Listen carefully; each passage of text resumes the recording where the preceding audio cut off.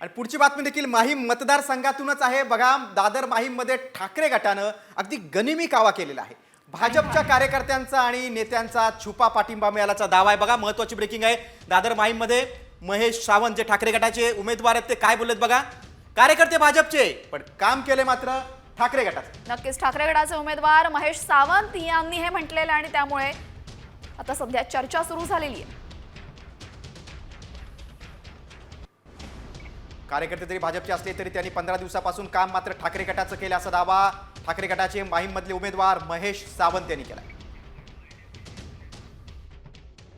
हे सगळं आमच्यासाठीच काम करत होते। सचिनजी शिंदे असतील किंवा हे भाजपचे जेवढे कार्यकर्ते ते माझ्यासाठी एक 8-15 दिवसापूर्वीच आमचा झालेला फक्त गुपित होता, कोणाला समजला नव्हता।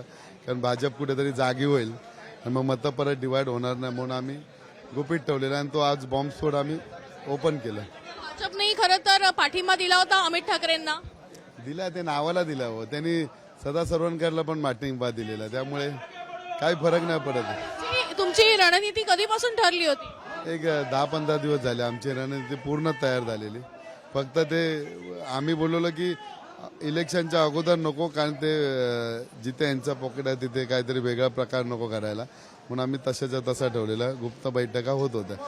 कारण गनिमी कावा केला, हा गनिमी कावा ते करू शकतात तर आम्ही करू शकत नाही काय? गनिमी कावा शिवरायांचा आहे आणि शिवरायांचेच वंशजच आहे इथे की ते गनिमी कावाच करणार ना।